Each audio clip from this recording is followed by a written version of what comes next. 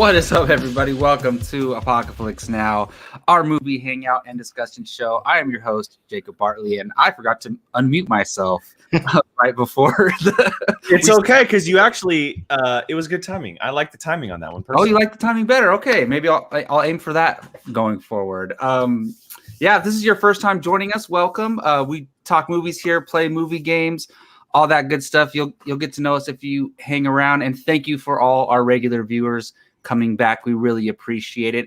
I'm going to go ahead and introduce the panel here. We have our regular four-man crew, of course. Our fifth member should be joining us a little later on this episode. I'll start with Brian Avalosino. What is up, Brian? How you doing, man? I am doing good. Enjoying day 2 of summer vacation. Woo-hoo. Oh, congratulations, man. That's awesome. Yes. And I have been doing nothing but watching movies. So you cannot go wrong with that. At all. Literally finished my MCU rewatch, and now I'm going through. Oh wow! So wow, how long did your MCU rewatch take? Weeks. Oh, I was gonna say you did it in the last 2 days. Oh my goodness! No. That's my third time going through the whole entire thing from start to end. The MCU. Yeah, and then now I'm doing Harry Potter. That's pretty damn, dude. So I need to do that again the sometime. Entire Harry Potter, like with Fantastic Beasts, yeah. Yes, thank you. Yeah, I'm on Chamber of Secrets right now, and I'm catching. Okay, so I started watching all these movies with subtitles. There's so much stuff that I've missed, so much stuff, especially Harry Potter, and it's kind of blowing my mind. Like, this may sound stupid. Like, what's an example? So I'm watching Chamber of Secrets. Did you know the basilisk talks throughout the whole entire movie? Yeah. Yeah, didn't know. Like I no, heard, I knew laughing because I don't even know who that is. It's the snake in chamber. Okay. The snake that's in the chamber. It's like straight up like kill. And like you call yourself a Harry Potter okay. No, see, Brian, I didn't even know that. Heard it. Who that was. So, or I've never picked up on. It's like saying like full sentences. Like I've heard the like kill like that stuff, but it's like full on saying sentences and stuff. And I'm like, whoa! Like I've never have picked up on like the full dialogue that the snake is saying. So you've heard it. You just didn't pick up on the sentence. The actual, like I just thought it was just saying like kill and stuff like that, and I'm like, oh, okay. Did the subtitles? Was this your first time watching it with subtitles? Yeah, I've started watching stuff with subtitles now. So I've watched everything with subtitles. So all right, I'm gonna introduce the rest of the crew in a second, but real quick, we were watching A Quiet Place 2 the other day, and it was I was thinking about it, like I need subtitles. I was like, and because you can't hear some of the stuff they're saying, and I'm like. I don't want subtitles to be in movie theaters, but I was like kind of missing them when I was watching a movie. But Jake Berlin, how are you doing today, man? I'm tired. I'm very, very tired. You're a hardworking man. Yeah, I said it was it last week that I said it? I think it was last week that I said it. That my ass has been kicked. My ass was kicked even more this week. I'm hanging in there. What? Say that again? I was going to say you didn't know it was Tuesday today. I didn't know it was Tuesday today. I completely forgot it was Tuesday today. My days are all mixed up. But I'm good. I'm here to talk some movies, man. I'm bummed that I'm not going to be able to be here for the latter conversation because I had to see A Quiet Place 2. But that's just how busy I've been. I haven't been able to catch that movie, and I will eventually. We barely squeezed it in yesterday. So good thing we did. And Gio, how you doing today, man? Good. Just talked to you about it a couple days ago, but been doing my part in reading as many comics as I can. I've so far read Justice. I've read Craven's Last Hunt. I've read The Long Halloween. I'm currently working on Kingdom Come. Only DC comics? Well, I'll get Jacob, to Marvel. why is that even a question? No, I know. You still have my taunting him. You still have my Avengers versus X-Men. Avengers versus X-Men. Didn't we swap? Don't you have? Yeah, I have your Watchmen. Watchmen? Yeah. Mm-hmm. So nice. Just been doing that, trying to balance it, dude. It's an expensive habit. Okay, It is. That's Like, why I only do Star Wars, because Star Wars is enough of an expensive habit. Talk to me, Absolutely. Gio. Talk to me later. and here's the thing, like I'm focused now only on the major stories right now, and then eventually I'll get to the popular solo. But I'm trying to do Long Halloween's a pretty major event, but yeah, it's expensive. It is very expensive. I definitely know how you feel, man. Yeah, we're going to talk some trailers that we missed a few weeks, or like last week and the week before. We're going to be talking, obviously, Cruella and A Quiet Place 2. Those will be spoiler discussions. And just a heads up, not all of us have seen all of them. At least 3 of us have seen both films. So while we're discussing those films, the people who haven't seen it are going to bounce out. But we'll get to that in a little bit here. Before we do, we're going to do our movie Hold on, watching Jacob. How are you? How are you? That's a good question. I should ask myself how I'm doing, huh? I'm doing pretty good, man. I'm, as the world's going slowly going back to normal, I am going back into the real world. I'm going to be working a regular job next week. So I'm both terrified and I'm going to be doing summer camp. Yeah. Over the summer. And then I told Brian this, but I passed my CBEST tests, which is congratulations. Yes. In the meantime, I'll be doing a summer camp over the summer and then subbing in the fall. So I'm excited about that. And yeah, I'm doing pretty good, man. We went to go see Quiet Place 2 yesterday, and I know we saw Godzilla vs. Kong and Mortal Kombat in theaters. Those were private rentals. And those felt like special events with just our friends. But just going to a theater again, like walking in with strangers, like that feeling is so great. And I missed it so much. So, I can't wait. I'm trying so hard to go see A Quiet Place because of that reason. I was talking with someone this morning about it. Like the fact that the summer season legit feels like a movie season it does, huh? It's pretty crazy. Yeah. And and the thing is, Quiet Place 2 is the perfect movie to go experience that. And with the theater, with strangers watching the movie in the theater and everything. So yeah, I can't wait till you see it, man. We'll talk about it then. But let's get to the movie watching challenge then. Let's go see it, Jake. Awesome. We'll try to get that down. I have a sound effect coming for that, by the way. Awesome. It's gonna be like clank, clank, clank, clank. I'm guessing something like that. I'm just gonna speak over it. For those of you who don't know, our movie watching challenge segment is one where one of us gets challenged to watch a new movie every week, a movie that we have not seen. The other 4 submit those films, and it gets determined via a poll by the viewers or just by random selection. Last week, I was challenged, and one of the films that I was challenged to, which I did watch, is Spirited Away. Yay! This movie, I don't want to butcher his name, but is it Miyazaki, or how do you pronounce his name? Miyazaki. Yeah. Yeah. So that's his last name, by the way. And he's a iconic filmmaker. He's done a bunch of these animated films with Ghibli Studios. And I've heard about them before, but I never watched them. So this is one I was challenged to, and it was Brian's movie that won, which I was pretty shocked. So I want to ask Brian, so obviously you've seen this, right? Mm-hmm. And what is your experience with this movie? When did you see it, and what made you challenge me for it? Jake and I's friend, Max, had been trying to get him to watch it. Okay. And I don't know if I watched before you or you watched. So a little, Max and I had, on top of our movie watching challenge, Max and I actually did a personal challenge via each other. That's right. Yeah.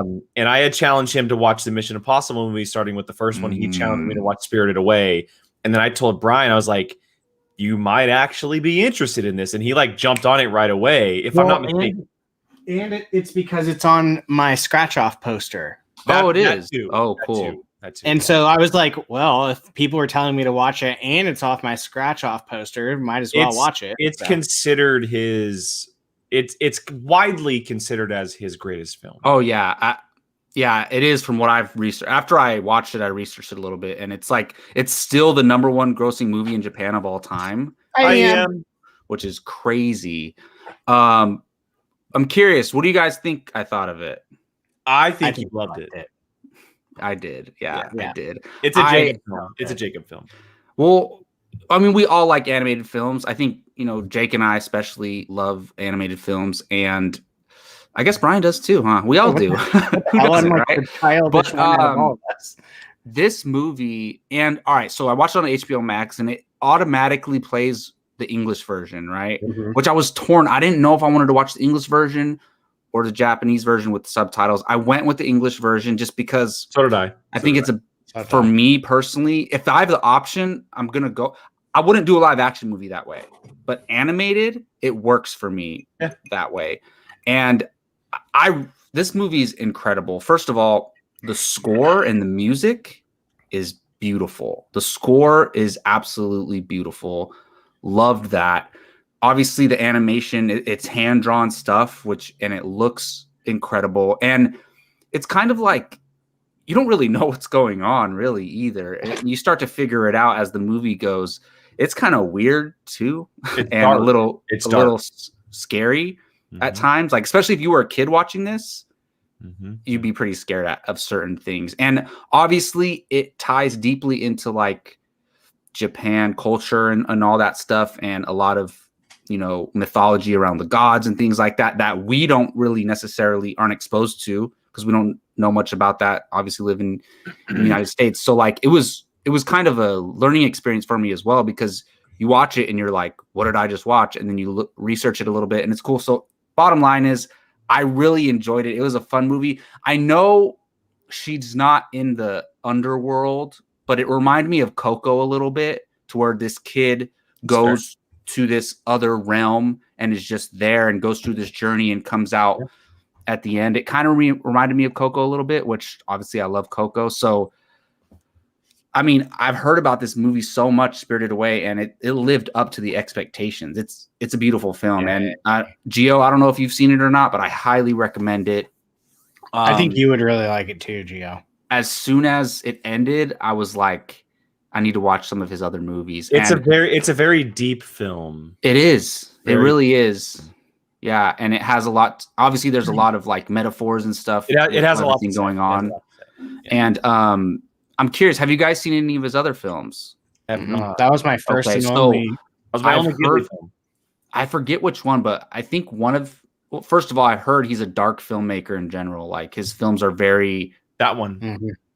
Adult themed. Yeah, Princess. That one. And then there's Howl's Moving Castle and Castle in the Sky are two I've heard about. Yes. I forget which one, but I heard one of them is like brutally dark. Like you only watch it once and you'll never watch it again, which is curious to see. But yes, Brian for the win.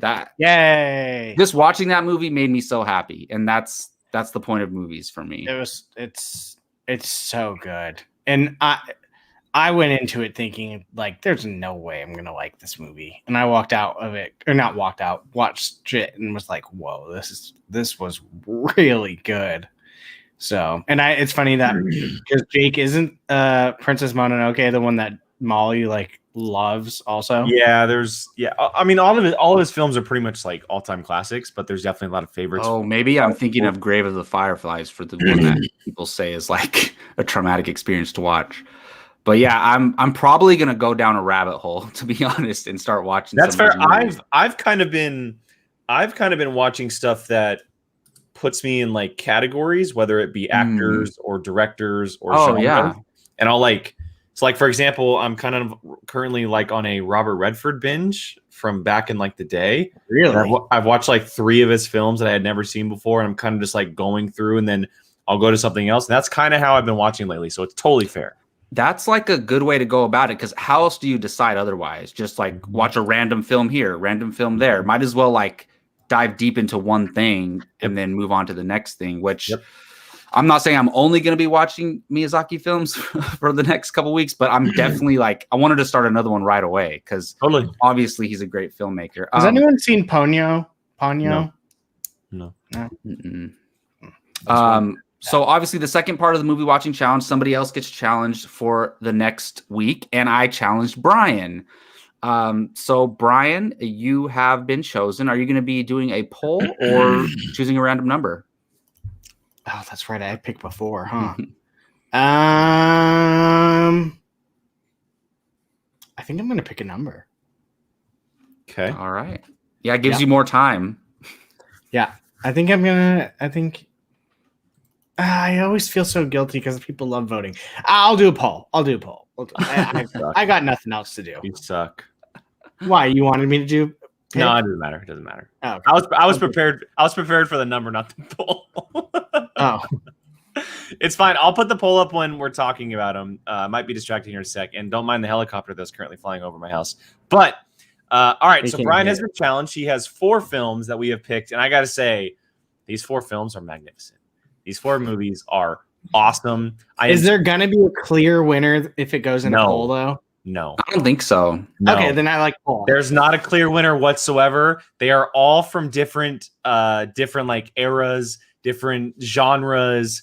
We hit a corner of each side of film in this one. Total fun. I'm so excited for you. So up first is the newer of the bunch, and it is an Oscar winner, and that is Birdman, Michael Keaton's Birdman, with that incredible cast.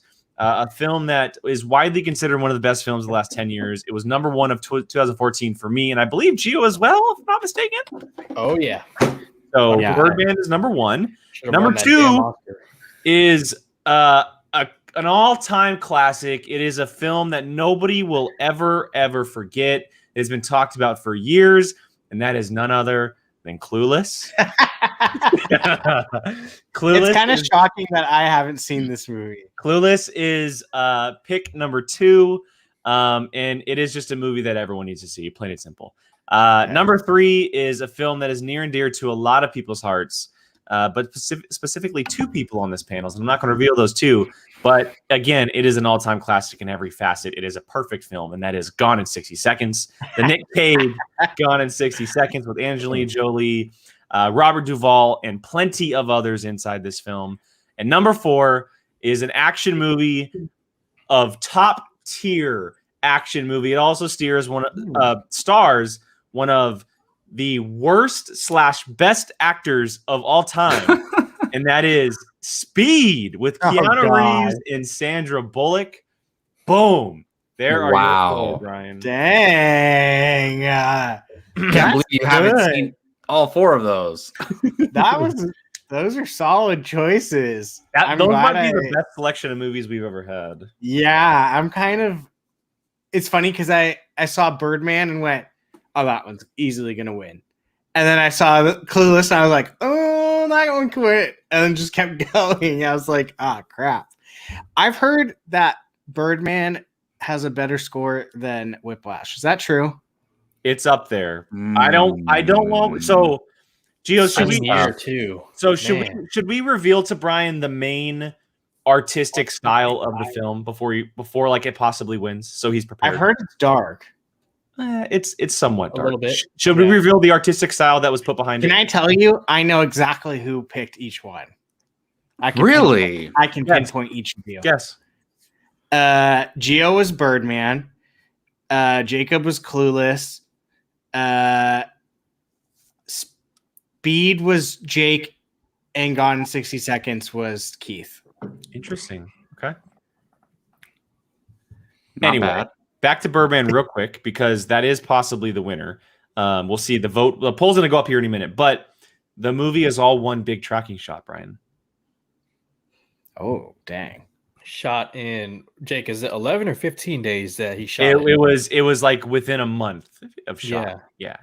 So Holy impressive. crap. Yeah. It is a feat of filmmaking. I will say this. I have a lot of free time on my hands now. I really am interested in all 4 of those. If I have time, I will try to watch all 4. But you either in or out on the But I will go in the order of winnings to make sure if I can't get to one. But I'm very curious. I'm very interested to see what wins this poll, because I have no gauge on where this could go. Yeah, I'm surprised. How much did Spirited Away win by? Because I did not think I have the poll right here. Spirited Away was a 48% with Heat at 33%. Heat was at 33%. The next one? Heat was at 33%. Really? Dang. 48%. That's huge. Well, hey, I'm glad you guys voted for that one. Thank you. I'm very excited. that poll will be up pretty soon here, and you'll be able to vote to see what Brian's going to watch at least first. Or the only movie he's going to watch. We'll see. Brian, do you want to? Four of them will be not on streaming, and I have to buy each single. Oh yeah, I got lucky that Spirited Away is on HBO Max. I knew you would be fine with that. Thank you. I was like, how am I going to find this? I was like, am I going to have to like subscribe to some weird service to get it? But it worked. It's worth the $4 rental. No, definitely. I totally don't mind. I always rent the movies when they're not available. No problem there. Brian, do you want to tell them about our little show that we're doing tomorrow? I mean, we've got 2 shows this week, but the one tomorrow, we have 3 shows this week. Well, yeah, I meant including today. Yeah. Tomorrow is the world premiere of the Marvel Rewind for Loki. Cue Jake's logo. Perfect. Maybe even the trailer. Who knows? But yes, tomorrow we are going to be breaking down the season premiere of Loki. And it is going to be, we're going to test out a little bit of a later show, 7:30 p.m. Pacific time for that tomorrow. We'll see how that works. If it doesn't, we'll maybe change it. But for right now, that is what we are going to go for. So come check it out tomorrow, literally 24 hours from today and right now. Yeah, you're right about that. And, awesome. And Loki. yes, we do have something to show for that. But Brian didn't cue me up, so are you talking? Let's do it. Or the thing? I did cue you up. You kept talking. You queued me up and then you kept going. Like you got to because you threw up the wallpaper and I was expecting you to queue up the other one. So I just it would have cut you off talking if I threw up the trailer. Cue the thing.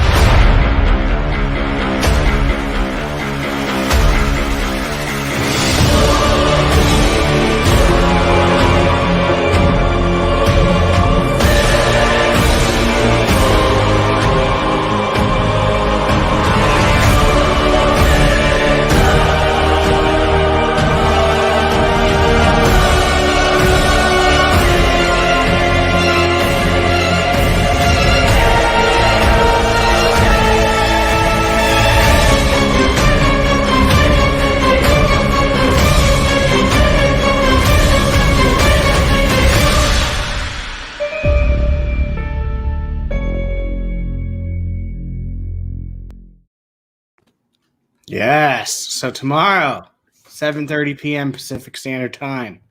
Come join us. I'm like trying to hold my excitement back a little bit, but I don't know why I was so invested in that. I've already seen it, but I'm not willing to say that that's your best one, but it might be your best one. What about when the logo's moving closely up every time the music changes? But I don't know if you guys remember, but this is my most anticipated MCU show. So and I remember us giving you crap for that, and the reviews might be on your side.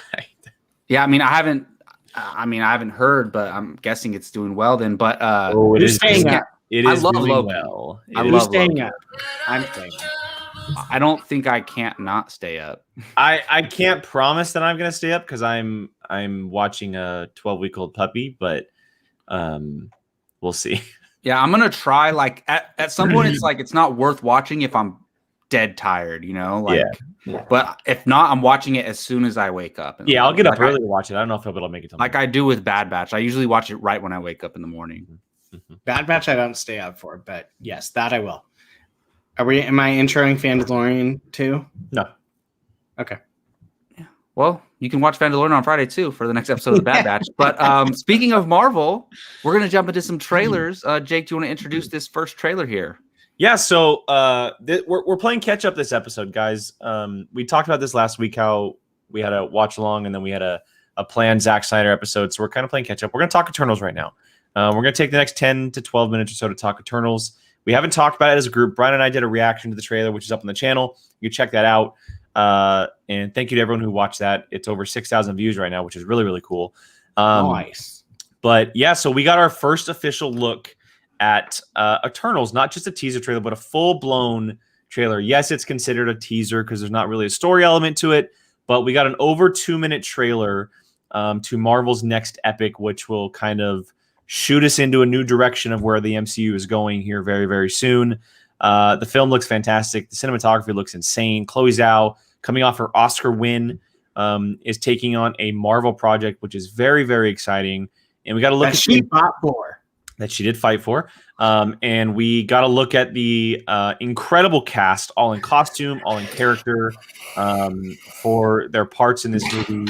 Obviously, still big question marks. I'm sure we can theorize and talk and everything like that, but we're talking more so about the trailer here, our first look, our anticipation, what we got from it, maybe expectations. Did it hurt? Did it hype? I'm not sure, but yeah, let's talk it for the next 10 or 12 minutes, guys. I'm more interested in seeing what these two have to say, because I haven't talked to you guys about it at all.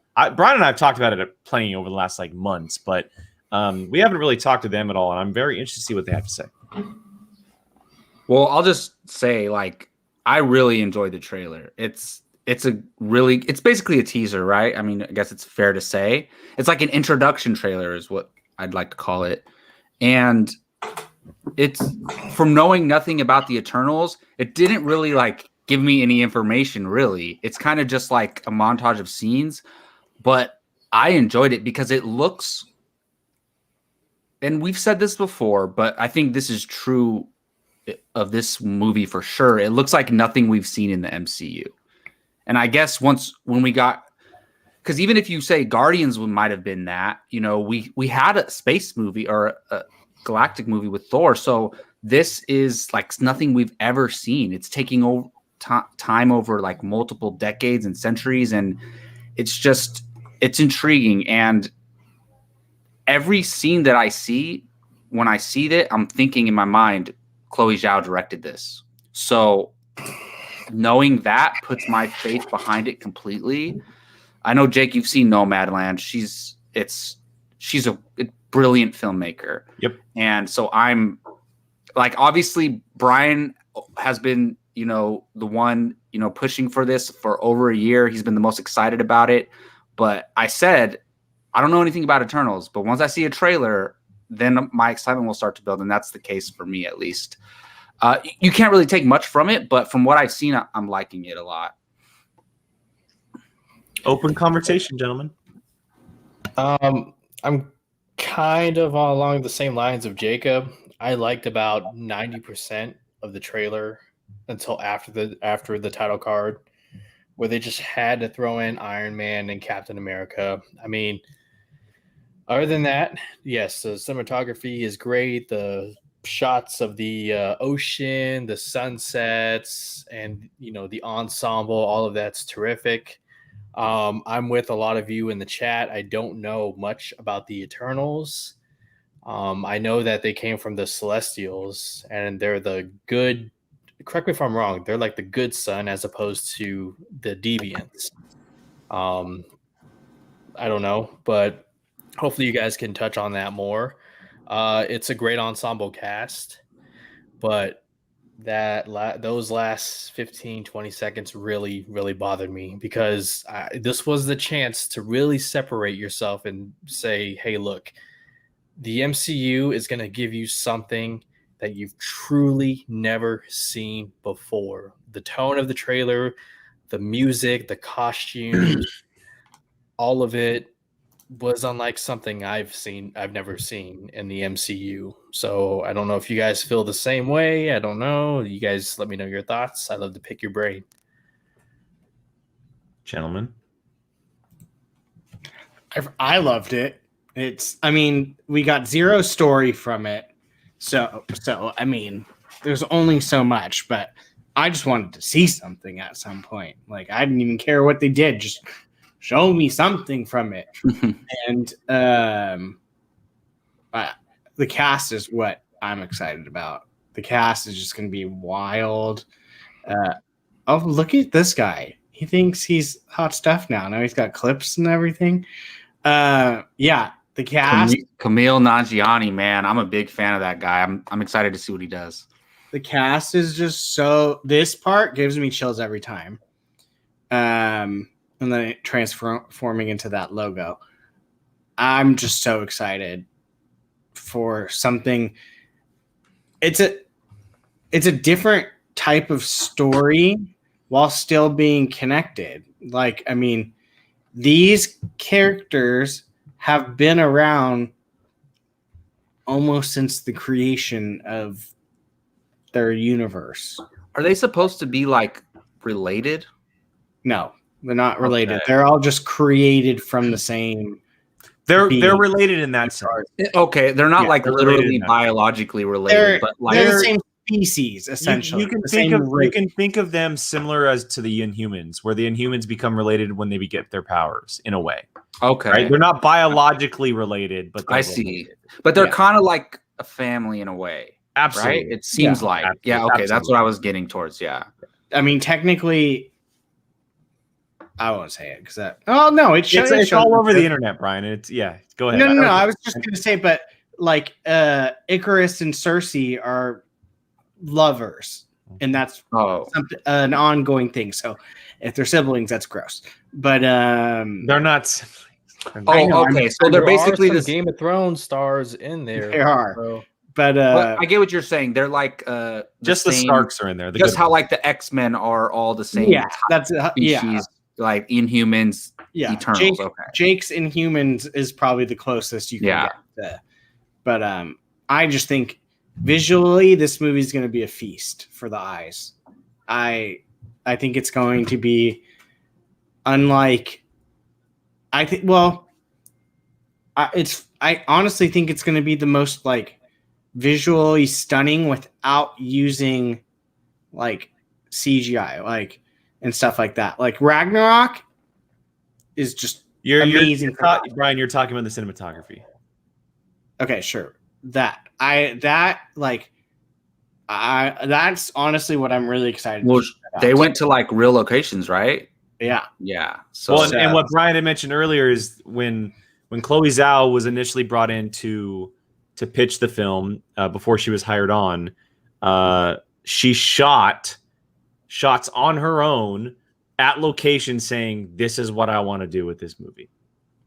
And Yeah. Marvel said, that's awesome. "Wow, okay, go do it." So they shot everything, not everything, but they shot as much as they possibly could outdoors, along cliff sides and in farm towns, and doing that type of stuff, not just in a studio. That's really cool.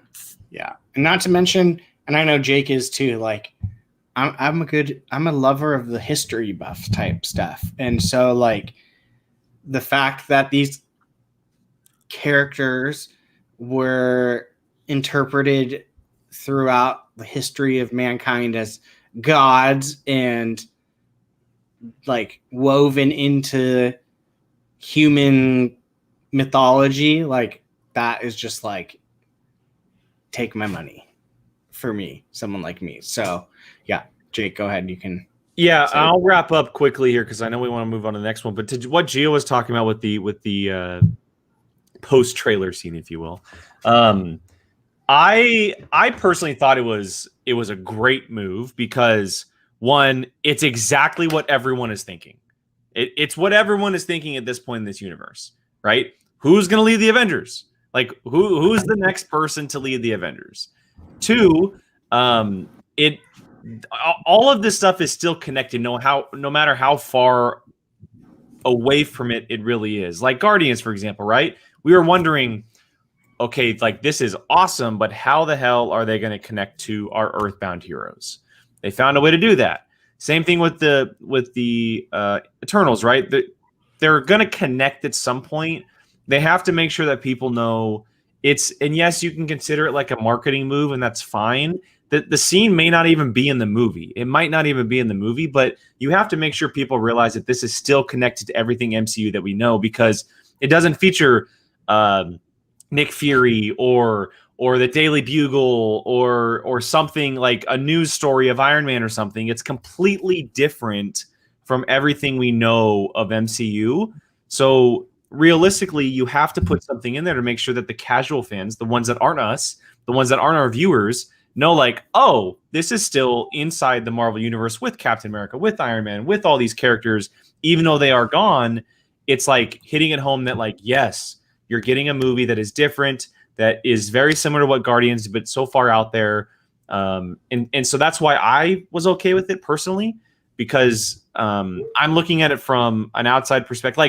Like Gabby example, right? If Gabby was watching this and she had no idea what it was about, but then she heard Captain America and Iron Man, she's like, oh, it's a Marvel movie.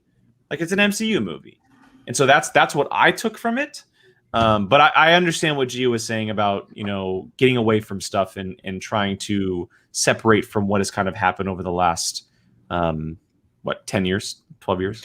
Which I honestly think it was just used to show them that it's set in present day, because there's really nothing in that trailer that shows you that it's present day. Like That's you can do one shot. There's like one. She's looking around the city as cars are driving in. Other than that, though, you don't know when it's set. Like that could just be her visiting a city at any point in time. But other than that, like there's no real like, when is this happening? And then them saying like, who's gonna lead like that? And I like the fact that they called him Captain Rogers and not Captain America. So because they know. Yeah, exactly. So it's telling you it's after. I honestly, I'm with Jake. I was just gonna say I'm with Jake. I don't think that shot's gonna be in the movie. I think that was literally just going. I mean, I don't think so either. They do that. You had strong opinions about that. What's going on in your head? Well, it's just ironic that those had they interfered, because they said they've not interfered at all until now. Iron Man would still be alive, and who knows about Captain Rogers? It's just, I don't know. Like, where have they been this whole? They're going to explain that in the movie. I think no question about that. My theory, in the comics, the only way to kill an Inhuman, which isn't actually, or not an Inhuman, an Eternal, which isn't actually killing them, is to rearrange their atoms to a point where they are literally not who they are anymore. I think they're all going to get dusted. Personally. Well, that, and I will just say that there was something that did pop up somewhere saying that they actually weren't on Earth for the last however long. There's a possibility that they were actually elsewhere doing something else eternal wise that kept them from being on Earth for like the last however long. Yeah, because you can't kill them. All you can do is, like in the original comics, one of them had their atoms rearranged, put in a box, and thrown into the bottom of the ocean, and they just stay there. I want to see that movie. Real quick, before we move on, I just want to say I have no problem with that end stinger at the end of this trailer. Honestly, no problem at all. What's the point of building a cinematic universe that has been so successful if you're not going to use that success to elevate the lesser known properties? That's the whole point of it. So if I'm Kevin Feige, because Marvel is one studio that doesn't just send their trailers off to be made by a random trailer making company. Kevin Feige controls every frame that's shown in those trailers. If I'm Kevin Feige, I add that stinger to the end of the trailer as well. That's all I have to say. But then you're treating your audience like they're dumb. Not at all. No, not at all. The Marvel logo should be enough. That doesn't treat audiences like they're dumb. I will say one thing. I need one of those variant Marvel logos for everything. I love those things. So, Gio, are 7-year-old kids dumb? Because a 7-year-old watching this trailer, they're like, "Oh, but here's the thing. This looks cool," and then they hear, "Wait, Mom, this is connected to Captain America and Iron Man. Like, I want to go see it." Genius. 7-year-olds are not going to go to the box office, and they're not even old enough to watch these movies. You'd be surprised. Yeah, they are. They go to the movie. Their parents take them to the movies. And a parent Well, then you're saying parents are dumb because it's like I you mean, see the Marvel yes. logo, the Marvel brand, you should know right away what you're getting. We're 10, 20 movies in now. But the difference is there's also Marvel properties that are included with Sony. Like That's the true. Marvel That's logo a also great popped up point. with Venom and other properties such as that. So you can't that's very hard to say.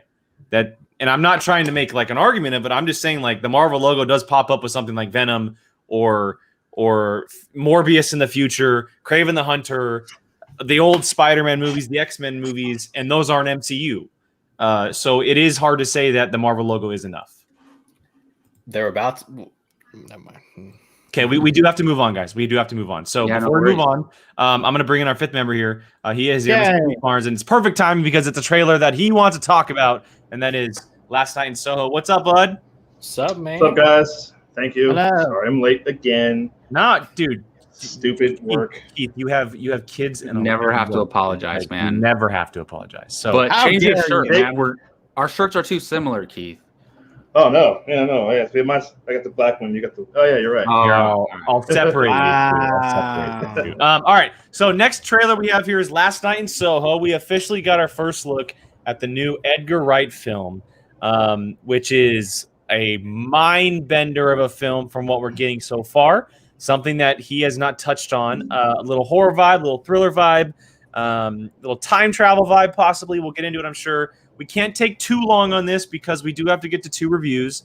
But I wanted to get some thoughts on here. And I'm going to let Keith start because he hasn't been here yet. Plus, I know it's a trailer he's really, really wanting to be talked about. So, Keith, take it away, man. What do you think of Last Night in Soho? Definitely, it's different than I didn't know what this film was about at all. I still kind of don't, but you got the actress from Jojo Rabbit in there. Obviously, Anya Taylor-Joy, who's apparently singing that song. It's actually her. Thomasin, I think her name is Thomasin McKenzie. I think. Oh, the actress from. Okay.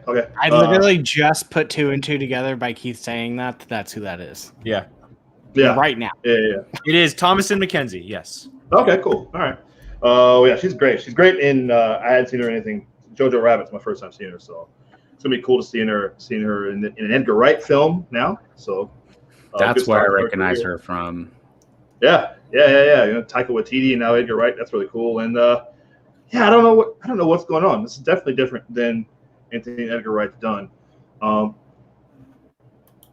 It's going supernatural, like it's seemingly supernatural. It's it's not like crazy alien stuff. Like obviously it played for comedy, like in World's End or zombie stuff, like in Shaun of the Dead or whatever. But this looks very, very creepy, very, very strange goings on here. Seems like Anya Taylor-Joy is taking over her body, or she's channeling her somehow. I don't know. It's pretty crazy. It's kind of a quantum leap sort of situation. I don't know if anybody knows what quantum leap is, but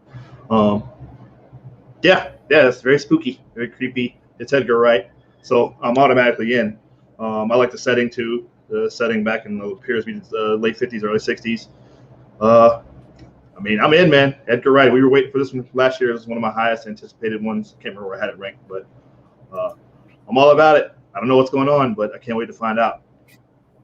Yeah, I had it up high too in my anticipation for last year, and that's strictly just because it's Edgar Wright. Anything Edgar Wright touches, I'm in. Yeah. I don't care what it is. Yeah. I don't care what he's doing, who's involved.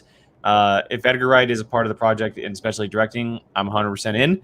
And the trailer blew me away because I was not expecting him to kind of give us like a time twister horror thriller vibe compared to what he's given us in the past, right?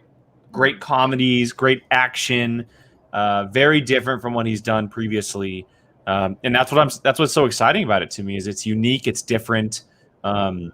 It's a director kind of going out of what his comfortability has been lately. His last film, Baby Driver. I mean, my God, I gave that movie a 10 out of 10 when I first saw it. I gave it a 10 out of 10 when I first saw it. The movie is pure perfection in my opinion.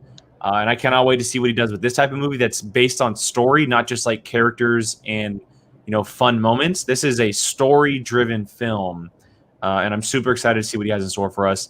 I love Thomasin McKenzie and Anya Taylor-Joy. I think it's a great pairing. And I love the fact that I don't really know anything about it. I'm pumped.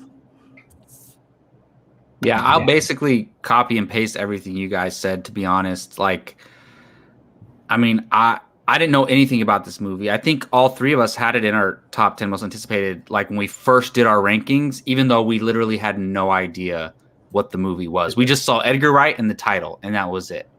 And this is interesting because to me, it's like, you know, directors can keep making the same type of films, or they can challenge themselves and try to do something different. And if you look at Edgar Wright's filmography, he has some films that are similar, but then if you look at it overall, it's very diverse, his filmography. So this is something great. Like, I was watching this, right? And I was like, oh, cool. It's like something's going on. She's channeling her from the past or something. But then it like turns into the psychological horror. And I'm like, whoa, that is very interesting. Two really good young actresses. Obviously, I love Anya Taylor-Joy, so anything she's in, I'm gonna watch. So yeah, I'm super stoked about this. Like, when does it come out? Oh, October. Later this year. October. Yeah. I think in October. Yeah, I can't wait. Gio. Echo a lot of what you guys said. Look, Edgar Wright is experimenting, and I say that based on I haven't seen him do anything close to this. Anya Taylor-Joy, she is a leading lady now in Hollywood. She looks absolutely great in this trailer. Love the music, love the style of it, the colors, all of it, especially the way the trailer ends, where it like the screen cracks. That shot is remarkable. That was cool. That was really cool. Editing. Well done. Like Jake said, I don't know anything about this movie. Okay, looks like they have some supernatural elements. I mean, I'm pretty sure it looked like a demon was trying to break through the glass or something. And correct me if I'm wrong, because I just saw this trailer like 15, 20 minutes ago. That was Matt Smith, right? Yes. He is in the movie. He always looks like a creep anytime I see him. And he is perfect for this movie. Yeah, Edgar Wright. I love it. I love that he's experimenting, trying new things, testing the boundaries, going outside of his, I don't want to say it's his comfort zone, but like just doing new things. Like that's what I appreciate about, filmmakers. They try, and if they succeed, you get Baby Driver. And if you don't, then I mean, he doesn't really have a bad film in my opinion, but so swing for the fences, man. Absolutely. I'm looking forward to this one. Yeah. I knew nothing of this movie, and I'm so excited for it. Am I the only one that I got Black Swan vibes? I've never seen Black Swan. So Never seen it. Really? I've never seen it. I see what you're saying, Brian, but obviously it's very different. Oh, But yeah, obviously. But like, I get what you're saying, though. Yeah, for Okay, sure. if I've seen a movie that Jake hasn't seen, I have to write it down to add to the list because that helps my. Well, so to be fair, that movie came out the year I graduated high school. I thought it was super cool. Plus, I told that movie totally fucked with your head, so I didn't watch it. Yeah, well, it's getting added to the list. But yeah, Guys, don't vote Black Swan. I've watched this trailer at least like 20 to 30 times. You said 30 times before we started, Brian. Say 30. Okay, 30. It's just so eerie. Her singing, you have no idea what's going on. I haven't seen that movie because Jake said I wouldn't like it. I mean, I'm not going to like it. I've never seen that. Oh, you won't like. Oh, I won't you will watch not it. like Suspiria. I won't watch it. No. Oh, you don't like gore. I've never even heard of Suspiria. Oh, that movie's gory? It's pretty. You won't like. Like it. terrifyingly gory. Yes. Oh, okay. But yeah, I'm all in on this. This looks so good. I honestly don't even want to see another trailer, TV ad, nothing. I was just Leave it thinking that. exactly as it is right here, and just get me to October. It's yeah. When I first heard about it, I remember. I don't know. I felt silly just now watching the clips you're showing, Jake. I forget that Edgar Wright is an English director, and most of these actors are English. I was thinking Soho in New York. I was thinking there's going to be something set in New York. No, man. Soho. I know. I was like, oh, there's a Soho in London somewhere. I was like, oh, it's It's even called a British film. If you look it up on IMDb, it's like a British thriller from Edgar Wright. Yeah. Okay. Yeah, I didn't even. Keith, if it makes you feel any better, I asked Jake and Jacob last week if this was the Sopranos movie. He thought it was the mini Saints of Newark. Saints of Newark. Yes. So, yeah, I'm way off. No, but I'm city in the title. Yeah, that's okay. Yeah. I thought, maybe that might have been like his daughter and people are coming after him or something. I don't know. You say those are going to be completely different movies. Yes. But sweet. Excited. So that should wrap it up for our discussion on these trailers. We are going to jump into some spoiler discussions in a bit here, but before we get to that, Gio, do you want to tell them about the casting table? Yeah, the casting table is a fun show that we do where basically we choose a character from any IP, movie, TV show, etc., and we decide who is the best fit or who is someone that we would like to see in that role. A popular one is John Krasinski as Mr. Fantastic from the Fantastic Four. But some other people might have other choices for that, and you never know. Your pick could be one that happens to get casted. Maybe not as obvious as Krasinski for Mr. Fantastic. But casting table, as you can see on your screen, Jake is showing you the playlist. Ton of shows, ton of episodes. Check them out. Touch on everything: DC, Marvel, Star Wars, Power Rangers. We did Power Rangers. Power Rangers, Harry Potter. When are we doing more? Yeah. Yeah. So check out casting table. Awesome. Cruella. Yes, let's jump into. So we're gonna do a Cruella spoiler discussion and a Quiet Place spoiler discussion, somewhere around 15 to 20 minutes each. So I haven't seen Cruella yet. I think Keith hasn't either, but Keith doesn't mind. Gio, are you bouncing out real quick before a Quiet Place? No, Gio has seen it. Yeah, you saw Cruella? You saw Me? Cruella? Who said Gio? I saw both. Yeah. So it's just Jacob. Yeah, I'm gonna step out for the Cruella review just because I really want to watch it and I just haven't had time yet.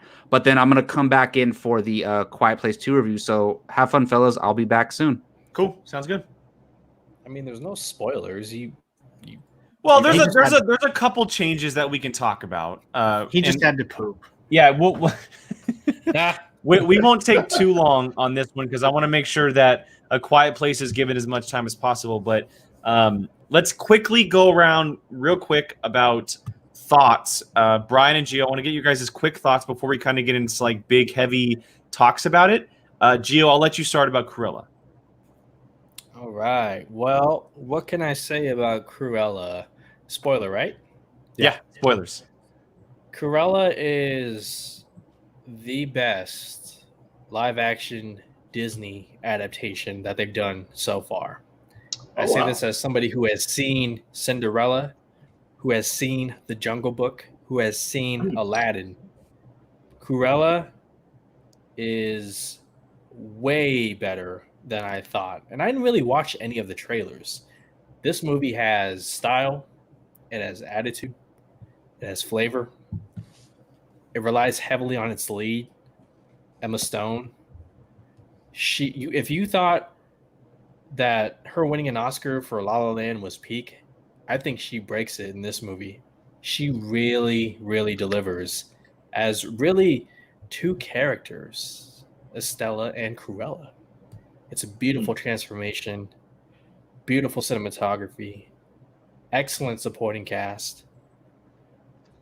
Yeah, come Oscar season next year, we're going to be talking about Cruella. So, right. Yeah, so I got to see it with my mom, who is a ginormous Disney villains fan. So I take her to see any of these villain origin stories, and I was pleasantly surprised at how much I liked it. And my mom liking it too, because she is ruthless with critiques of these Disney villains. Maleficent's one of her favorites, and she hated it. I honestly think that they learned from kind of Maleficent in a way, in the sense of like they tried really hard in that one to stick to the kind of main story of Sleeping Beauty. This one just kind of like did its own thing, and it worked really well while still keeping like the subtleties of 101 Dalmatians. I was very, very impressed with it. And I mean, yeah, Emma Stone freaking kills it throughout the whole entire movie. Even the supporting cast is just as good. And dude, Emma Thompson was freaking phenomenal. She was phenomenal. Everyone was perfect for their roles, and that especially goes for Emma Stone. To me, I don't see anybody else in Hollywood being able to pull off this role like she did. She is the perfect choice to play a Cruella at this age, this type of Cruella. I've said it for a long time. I like when films, and we talk about it a lot with movies adapting animated to live action, specifically when it comes to Disney. I like it the most when, if they reboot or redo a film, that it's different. It's different from what we've gotten before, because we always have that movie already. We already have that one. You know, we talked about it, and this is part of the reason why I personally enjoyed Mulan so much, and this is exactly why a lot of people didn't like the Lion King remake, because the Lion King remake was exactly the same as the animated movie. Mulan was very different from the animated movie. So when it comes to Cruella, this goes to both the animated films and the old 101 Dalmatian movies from the late 90s or the 2000s. This is so vastly different from any property that includes Cruella de Vil in it. They flip a lot of ideas on their head with the character, and I personally like them more than previously. I think the choices they made were very smart. It's almost an entirely new character compared to what we got in the past. Really, not in a good way. Yeah, not just in backstory wise, but like the way, like who she is, the way that she is at the end of the film. And again, this is all spoilers, but she's not a dog killer, right? She's not hunting dogs. We know where she comes from as far as family and how she became who she was. We now, Star Wars, take notes. This is how you give someone their name. This is how you give someone their name. They get their name in a good way in this movie with Cruella de Vil. All of the moves that they made for this specific character, the punk rock style, the setting in the 60s and 70s, it was all very, very smart. I love, like you guys have mentioned, the supporting cast. Paul Walter Hauser is amazing. Yes, so good. He is so good. And Wink, how could you not love Wink? Wink is the best.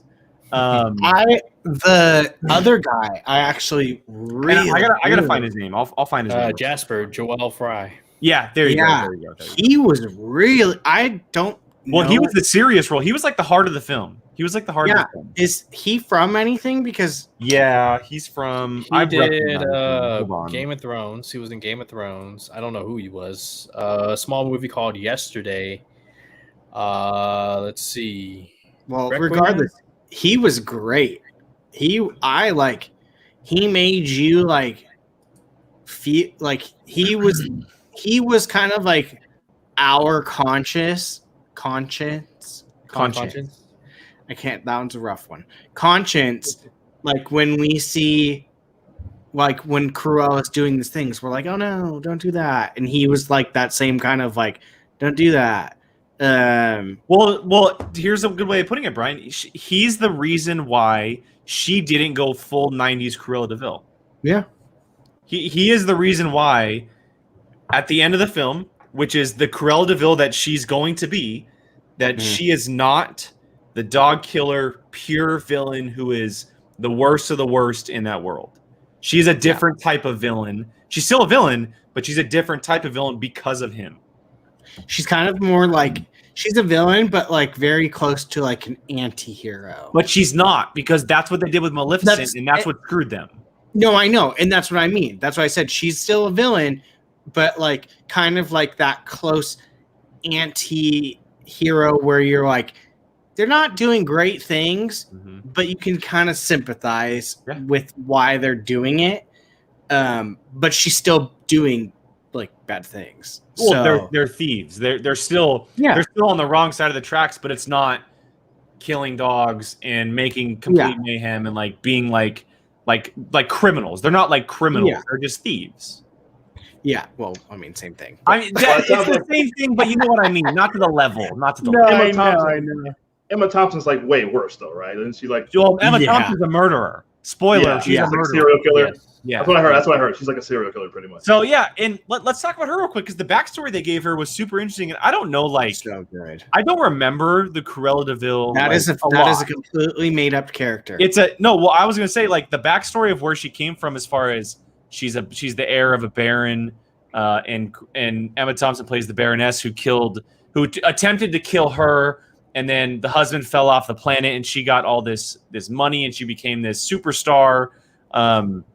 I thought it was brilliant because the movie was always going for her, this punk rock style of character having her own like version of herself, right?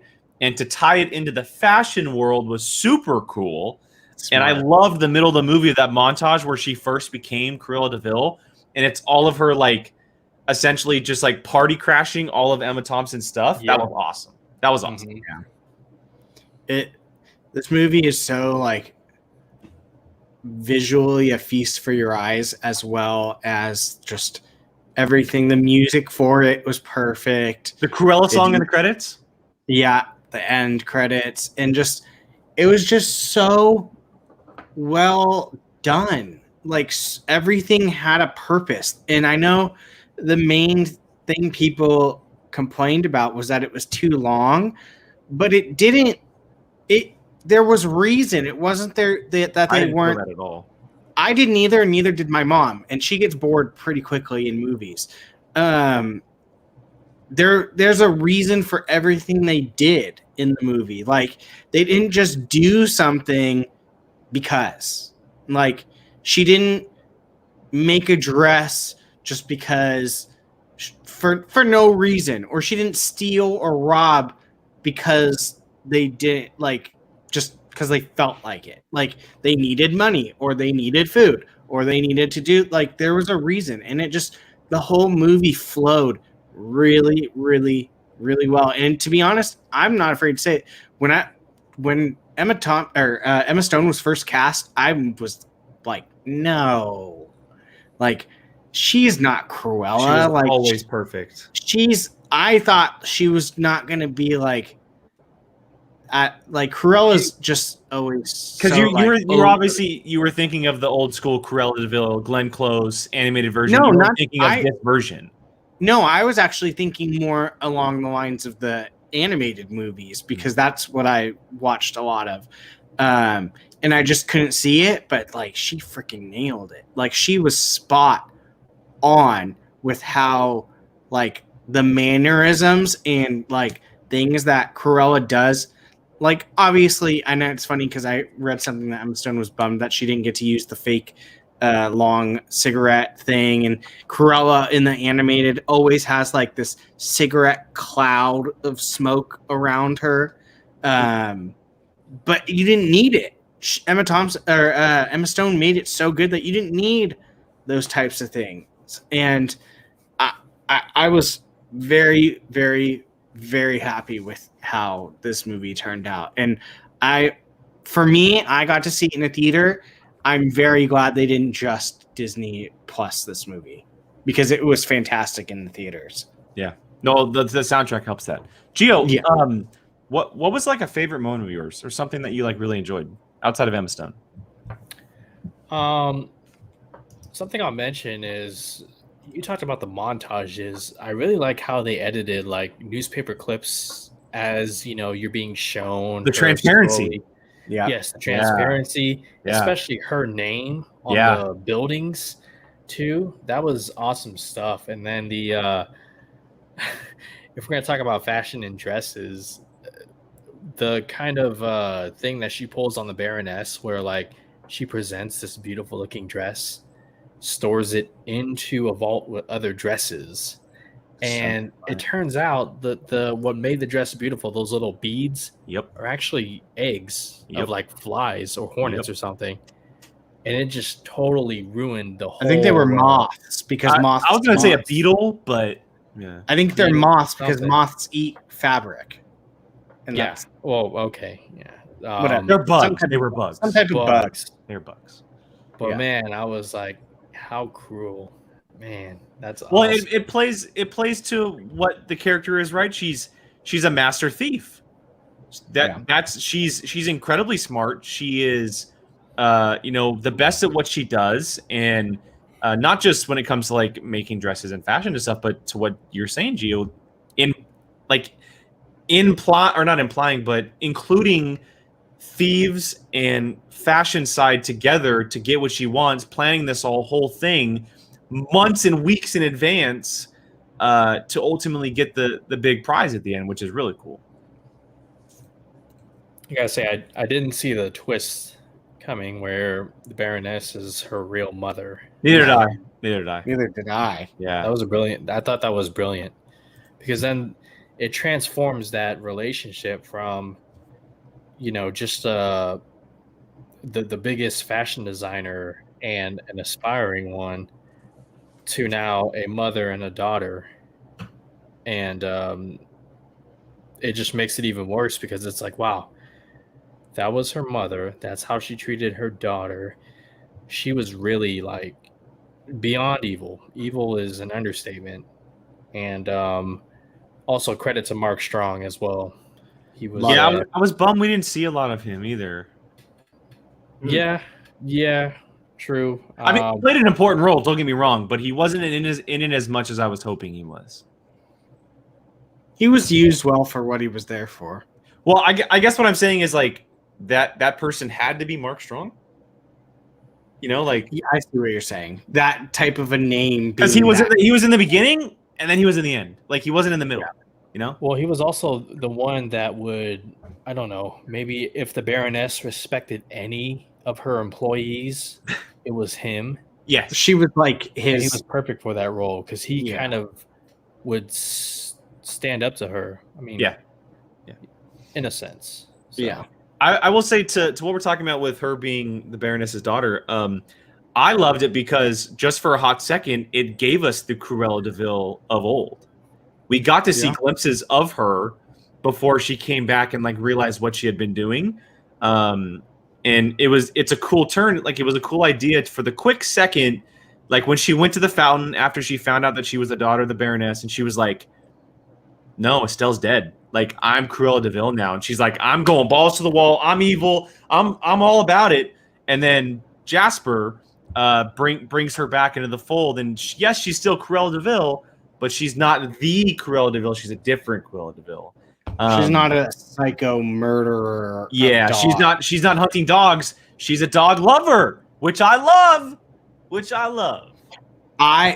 My mom and I said the same thing. If they would have killed any type of dog throughout that movie, I would have shut the movie off. Yeah, it would have taken me out of the movie because I would have bet every penny in the world that one of their little scraggly dogs was going to die. I would have bet anything that one of them would have. Can't kill Wink? No, I didn't think it was going to be Wink. I thought it was going to be the other one. Oh, Buddy? Yeah, I would have bet anything that they would kill one of them, and I'm so glad they didn't because you didn't need that, like, oh no, that's sad. Yes, Chuck. Yes, yeah, Chuck, it's honestly worth it. Chuck, I'll give you my Disney Plus account if you want to watch it for free. Yeah, it's honestly worth. Surprisingly, like it is definitely, like Gio said, one of the best, if not the best, of all of Disney's live actions that they've restored done. my faith in the Premier Access now. Real quick before we move on, before we bring Jacob back in, I want to just quickly do Dalmatians are vicious. Dalmatians They're not nice. They are not nice dogs in vicious. real life. They're vicious. Like, They're bad I will say, kids. I love the addition, just the quick addition, and this is how you set something up of one of them being pregnant at the end. I love that. Nobody With the caught that. Dalmatians? No, I One of the didn't. Dalmatians was pregnant at the end. Did you not Yeah, stay for the after credits? No, No, I didn't it say was- for the after credits. There's after credits. Oh, well, I'll go back and watch That- it. Do you want me to tell you what it is? No, I imagine they're being born, but I'll go back and watch it. Don't say anything. I'll put it this way. There is no need, and this is what kind of upsets me with Disney. They're going to milk the cow. There is no need for a sequel in this movie. And you will see when you see the after credits scene. Okay, fair enough. Fair enough. I personally don't think, I don't know about you guys, this movie is perfect standalone as it is. Don't touch it. Like, I don't need them to milk the cow and have another Cruella type movie. And I know they already like Chuck said, they already greenlit, they're ready to go. Go ahead, Keith. I was gonna say, I mean, there's no need for this. I mean, a Cruella de Vil movie or a Maleficent, or, backstories and all their villains. But I know what you mean. They make everything you've all said is exactly what I've heard. I've heard nothing but good things. So now I just want to hear what you guys are going to say. Keith, I think your daughters So I'm definitely your keen to daughters watch. would love it. Your daughters would love it. Your daughters would like it a lot. So, and she'll murder me if I don't mention this. Mackenzie came to me and said, "You need to make sure you say on your show tonight that this is one of her favorite movies right now." She's watched it twice in like 3 days. She hijacked my Disney Plus just to watch it. So, there you go, Mackenzie. There you go. Yeah. Hey, good taste in movies runs through the family. Awesome. Yeah. All right, are we done on Cruella, guys? I can bring Jacob back in. I do have a little bit of a nitpick. There's a couple times where, and I saw this on a 4K TV, a couple times where the CGI they could have worked on it a little bit more, specifically the Dalmatians when they're running fast. But other than that, like that's a nitpick. If I had to find a negative, I am so high on this movie.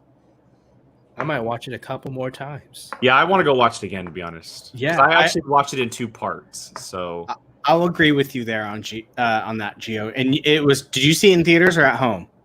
I saw it at home. Because it was very noticeable in theaters. My mom immediately, my mom immediately was like, "Those aren't real dogs." And I was like, "Yeah." Yeah. Well, I mean, I heard that. well, Exactly. you're gonna see gonna see see real CGI dogs dogs do from that. now on because of what one of those movies did a few years ago to a shepherd in water. So No, I know. you but, won't see live dogs in movies for a while. You're gonna But have I'm saying, to like, your the ass. other 2 dogs, perfect. The Dalmatians were a little. That's fine. Yeah. It didn't bother me. It didn't bother me. So Yeah. So, but it didn't take me out of the movie. but all right, I'm gonna go ahead and text Jacob to come back in. He's not Text looking. Jacob. And you and I are leaving. Yes, Jacob, come back in. Cool. We're done, Jacob. We're done. And you're muted. and you're Jacob. There I you love, go. Of course. I love I was that just even when he's muted, you could tell he's going, "Oh, of course." Yeah, I was cussing you guys out. No, I was gonna say, do you guys consider this like a live action adaptation? Like, or is it Yeah. kind of like I don't know, it's kind of like a spin-off? I don't know how to It's- No, explain it's it. it's 100% a live action adaptation. It's just not a straight adaptation. Okay, It's a live action adaptation prequel. So if we were to like one day do a Disney live action ranking, would this be 100% included? Yeah, absolutely. So Yeah, absolutely. right now, would you? I'm guessing you guys all liked it. How I'm not high would saying it be for you guys? Because No, Aladdin's my number one. Don't say anything for him. Let him go I into can't. this. Even if I wanted to, I couldn't say where that is right now. Honestly, I don't- only watched it. I finished understand. it today. I finished Okay. it today. So Well, I can't. that makes sense. Yeah. I don't want what? anyone to say What was the anything because then he's going to compare it to that. Yeah. Oh, you're right. You're right. Never mind. Let's just move. Let's move on to A Quiet Place. I'll just watch. Jake, just stay for the Quiet Place 2 spoiler review, man. It's not a big deal, right? No. I'm like It's not a turning big off deal, my right? computer. You already know what happens. Yeah, I'm out. Brian and I are out for A Quiet Place. We have not seen it yet. We don't want anything spoiled, so these boys can go full spoiler. And now Keith's been waiting on this one, and they will finish out the show. So, gentlemen, have a solid night, and tomorrow. Wait, are we leaving completely? I'm leaving completely because the show's gonna end after A Quiet Place. It's the last topic. Yeah. Okay. Adios. But I want to talk to you guys after you see it, though. So we'll talk. No, we will. We Yeah. will. Yeah, for sure. Yeah. All right, guys. Have a good night. Later, guys. Bye. Later. All right. Let's So, talk Quiet- Spider-Man No Way Home. No, thank you. A Quiet Place 2. Yes. Gio and I literally just watched it yesterday. I hope everyone in the chat and everybody who sticks around has watched it. But I totally understand, obviously, not staying if you haven't seen it. Because I get what you were saying, Gio. I guess who cares if you spoil Cruella for me? I mean, I care. But you don't want A Quiet Place 2 spoiled for you. Like, that's a good thing. Thank you, Chuck. We'll see you peace. next time, man. Appreciate Go see the your movie. support, man. So I want to throw it to Keith first. Obviously, he's seen it like before us, has the Twice. most time to process it. Twice. Wow. In Wow. theaters? Yep. I'm guessing you went either like with someone or by yourself, and then you took your kids the second Exactly time. right. That's exactly right. Yeah, hey, I knew it. So Keith, Gio and I haven't talked since yesterday, but coming out of theater, we were a little torn. Like, we enjoyed it, but we were torn, and we'll get to that in a second. But how was your first viewing experience, and then did it change the second time? I loved it each time. I think this is as good, if not better, than the first. We'll say that. Really? I went Okay. to the second one, the second viewing, kind of just looking for stuff that I may have missed or not caught, which I did catch a few things that we'll talk about. But and really just kind of focused on the performances, because all the performances in this movie are incredible, especially the young actress. Dang, I missed her name, but she's deaf in real life. That plays the daughter. She's the stand out in this movie. Oh, of course, yeah. Followed very closely by Cillian Murphy, who is outstanding in this movie. He's great always in everything, but he's so good in this movie. I can't even put it into words. So, yeah, but I came away really blown away, and I already had it set up, just exactly what you said. I went with a friend of mine to see it on opening night, and then took the kids to see it Memorial Day Monday. And I couldn't wait to get back to it when I walked out the first time. These movies I are rated love it. PG-13, right? Yeah. These movies, are they PG-13? I They think so, must yeah. be, because they make a point to not let you see up close when one of the monsters It's a kills PG-13 somebody. movie. Yeah. Yeah. So Yeah. do you take all your kids to this, or do you leave the youngest one out? No, I took them all. Oh, all. 'cause okay. they- So she's yeah. old enough Yeah. to see it in your eyes. Yeah. Oh, she's going to be 9 in a couple months. So, but she really enjoyed the first one. I bought the first one on Blu-ray, and that's when they first saw it, and they all really liked it. So she Yeah. she wanted to see it. So they wanted to watch it. Yeah. Yeah. That's awesome, man.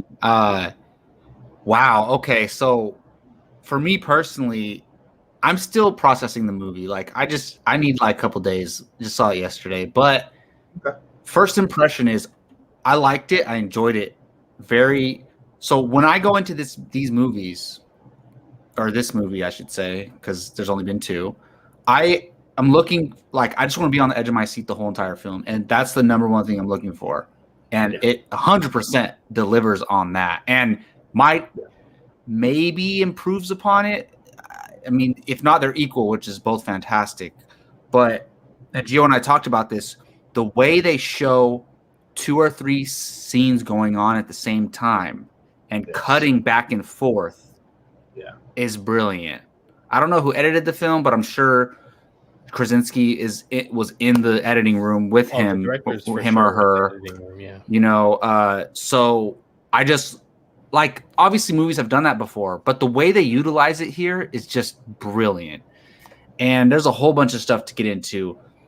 But overall, I really had a fun time with it, and I think also it just like I know we've done private screenings before, but this was the first time going like with strangers in the theater really since, I mean, for over a year now, basically. I mean, since I saw Tenet, and it was just so exciting. So this was a great movie to have a movie going experience with, and it was very fun. Just like the first one, nobody's talking. There's very little dialogue in the movie. It's just a really fun film for that. So I liked it. We'll get into details, obviously, but Gio, do you want to give your first impressions as well?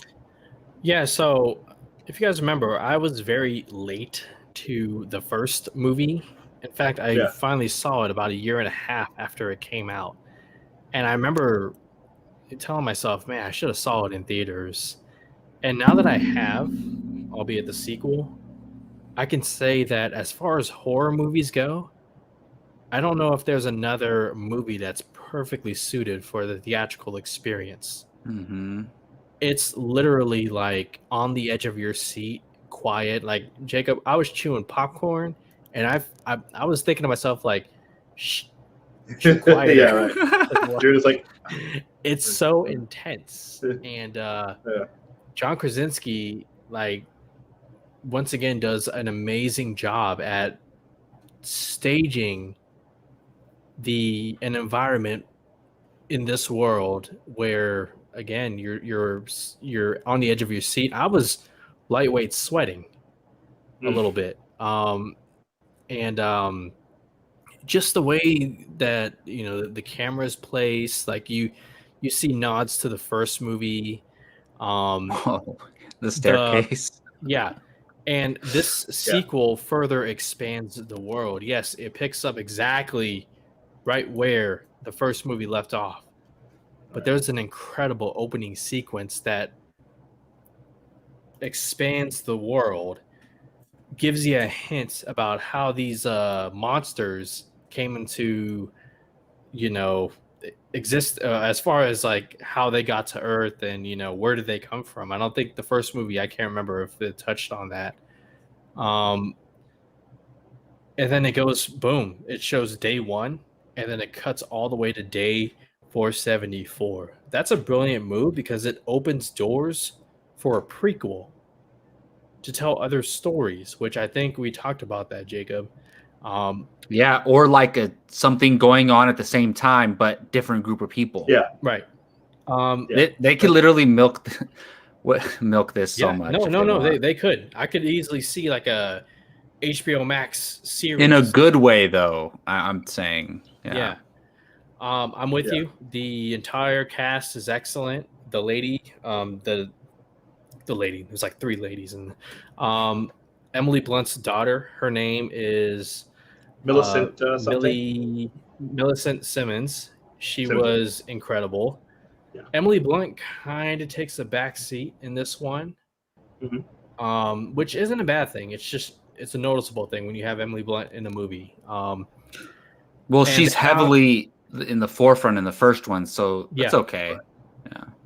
Cillian Murphy is incredible. I mean, it felt like he was just like he really understood it. I don't know. I've never seen him given a performance where he's so intense, so serious, so defeated, his character, and we'll get to why.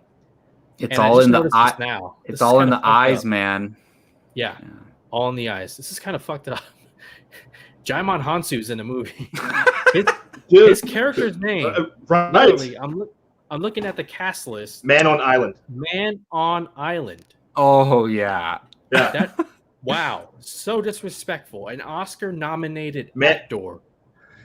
Man on Island for 3 minutes. His character name. Okay, to be fair, there's no other main characters other than the family and Cillian Murphy. Like there's like a handful of main characters in these movies. Right. So I mean, overall thoughts, loved it. I don't know. I mean, it's Sophie's choice as to which one's better, Quiet Place Part 1 and Quiet Place Part 2. They're both great for ever slightly different reasons. But man, Krasinski, great job, dude. Yeah, absolutely. Great job. And masterfully directed. So Absolutely. And Well, I will say, Keith and I are big fans of Krasinski, obviously from Yeah. The Office. And I'm just, Yeah. I was telling Yeah, Gio, that's like, too, motherfucker. I was telling Gio, like, I'm so happy for him that he went from The Office, and I was looking for the right word, and then Gio said to badassery, and I was like, yes, that's the Yeah, right. perfect word. He's just a badass, dude. He's killing it in life. And everything. I love it. 13 Hours, Jack Oh, Ryan, he's Benghazi. directing. Yeah. Mhm. His I mean, yeah, marriage. He's awesome. Yeah. His YouTube short-lived dude. pandemic show, Some Good YouTube. News. That was really good. That was Yeah, I great like it. too. Really good. Yeah. But this is really, if you look at it, honestly, this is one of those movies where it's meant to go. They're meant to go together. You know, like when these come out on Blu-ray, you can get the double. You know, they're gonna make a double Blu-ray probably. You can just get them both, watch them back to back. I think it's probably best if you do that. I tried to watch the first one before going to see it, but I just didn't get a chance to. But I think if you watch the first one and go straight into this, it would flow even. I think it would be an even better experience. It'd be a long day, obviously, but these movies are both very short. I mean, they're both right at 90 minutes, I think. So you could knock both out. Let me check that. The I know this first one was 137. Yeah, something like that. Okay. That's not They're- right. Yeah, I think It says so. 3 hours and 36 minutes. No way. You must be looking at both together, maybe. Both. Is that the, Yeah. is that the Snyder cut of A Quiet Place? The Krasinski cut? No, I think both of these are the Krasinski cuts of the movies, to be fair. Probably. Wow, I'd love to work for that studio if I'm a filmmaker. Anyways, Well, hey, it's masterfully directed. I mean, honestly, I think he got sole writing credit on this one. Hey, he's a film buff too. I don't know if you saw they had like a message before the movie, and it was him talking. Yeah. And he was like saying that I'm so happy you're coming to the theaters to watch this movie. He's like, there's nothing else like it. And yeah, so I'll propose something. I think the first one's better, and I'll tell you guys why. Okay. You can watch the first movie by itself and never watch anything else, and it's brilliant masterpiece filmmaking, in my opinion. It's a great freaking film. You can't, and I know you can say that literally every sequel you can't watch without watching the first movie, right? But you can't even watch the first and then just this movie, to me, and be completely satisfied. To me, in my opinion, you can watch the first one and be completely satisfied. To me, you can't just watch this movie and be completely satisfied. In my opinion, the ending was so abrupt. And look, I told Gio this yesterday. The scene that was the ending, which we didn't know was going to be the ending, but it was, is an amazing, beautiful scene. Yeah. But to me, it ends too abruptly. Now, are they already doing A Quiet Place 3, and is Krasinski directing? So that's what I was going to say. Sure. I'll tell you right now. Well, the feeling I got watching this feels like the middle part of a exactly. It's the Empire Strikes Back of A Quiet Place. It absolutely is, because the family doesn't reunite and at to all. me, look, it's fair to say, wait till you see the third one. Okay. You know, whatever. What if for some reason they never make the third one? You know, we didn't know there was going to be a pandemic, but they're going to make a third one. I'm assuming. Yeah. And I know they announced other projects in this world prior to the pandemic, and we'll see what actually ends up happening. They might have already announced the third one, but I'm just saying, like, is that a fair argument that, like, you can just watch the first one and never watch anything else and be like, damn, that was just a great movie. I don't need anything else. I am, like, fulfilled. You can't do the same with this one, in my opinion. Yeah. Gio, good job. I was literally just about to say that. I just heard that. Yeah, Jacob, I agree with you. Because again, in the first act, there are several shots that remind you of the first movie. Okay, like, again, in the opening scene, spoilers, it shows the toy that killed the first son, the youngest. What son. a punch to the heart, little space shuttle. The rocket ship, and then again. The way the camera is placed, you see Emily Blunt go back to the basement And as she's walking downstairs, It was the this daughter time that time. she No, that was avoids. the daughter. Oh, it was the daughter. I thought, Yeah. well, when we were watching it, I She thought it went was down there- Emily Blunt. But remember, she goes to get the little speaker, the little Yeah. Oh, okay. amplifier. I stand corrected. Yeah. But still, that doesn't change the scene, though. the It doesn't shot change the of scene. the nail, The nail. and Yep. then later on, when Get that Emily nail Blunt out of goes- there, by the way. Like, What? if you live in that house, get that nail out of there. Like, But or you at know what least that is? bend it and hammer it But you know what, down. though? That's one of those things where they probably were thinking about it forever and they just put it off. Never did. Oh, Yeah, we'll we'll get get it later, and then Yeah. But sorry, Yeah. Gio. I just gotta Yeah, say, like, sorry. as homeowners, terrible homeowners. yeah. Oh, dude, don't even get me started. Why even have a baby in the first place? Seriously, that's just like. But it Human does. nature. It happens. It does provide an element of suspense It happens. because now there's a baby, and it's like, how do you get the baby to? Oh, let me put. What happens when the gas runs out? It's just like all those things, and they're choices that on the surface sound dumb, and they still don't sit right with me to an extent, but it serves a bigger purpose for the overall story. So Yeah. Yeah. So, I Yeah. mean, it comes down to like storytelling, right? You have to set up a conflict. How much easier would it be if they didn't have a baby with them?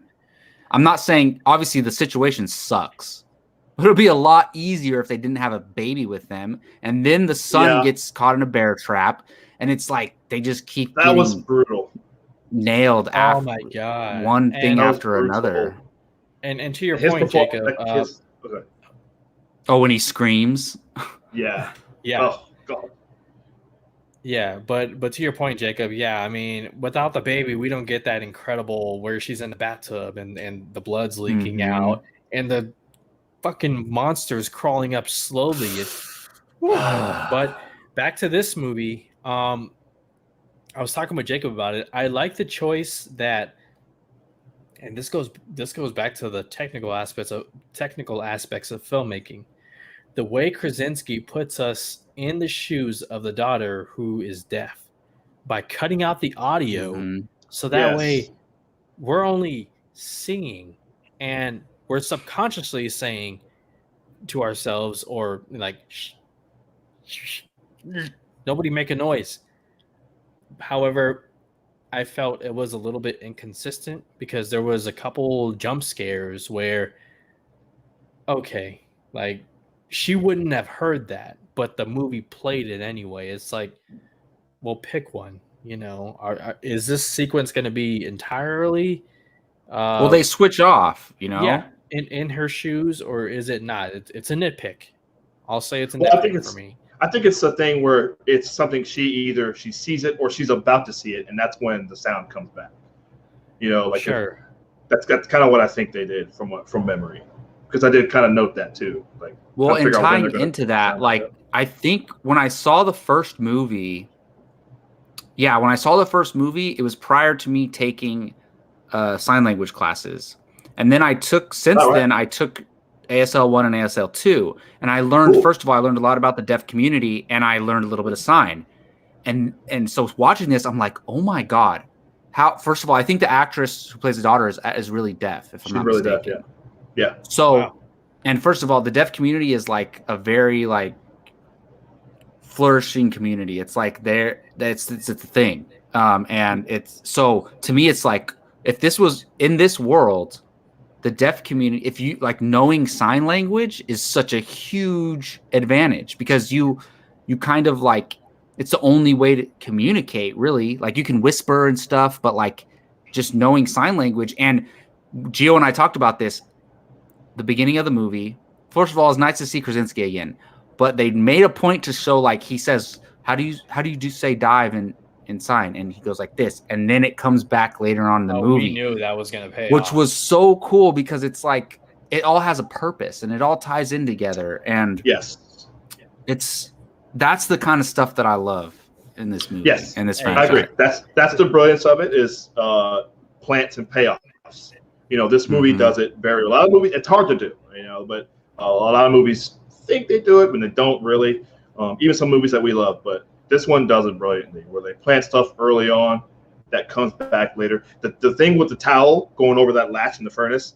Now I knew full well because they kept showing somebody was going to mess that up, right? I knew it. I saw they showed it like 3 times, and I was like, okay, someone's going to forget to put that towel over the thing, and they're going to get locked in there. And Wait, so but even though you knew are they timing like it because they're like, this is how long you can be in here without starting to use air?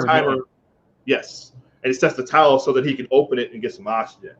And so it's just like the nail in the first movie. Like you saw that nail early on in the movie, and you knew that's going to happen later on. And even when she's going down the steps, it's coming in. It's still and she was holding the baby too, right? Well. And she's holding the baby, yeah. And she steps. Like, you know it's coming, and it's still like, oh man, it still gets you every time. So, and that speaks to the performances, and the story. And like I said, the tension, Gio, you hit it right on the head. This movie's super tense, beginning to end. That opening is one of the best openings I've seen in a few years, as far as setting up everything.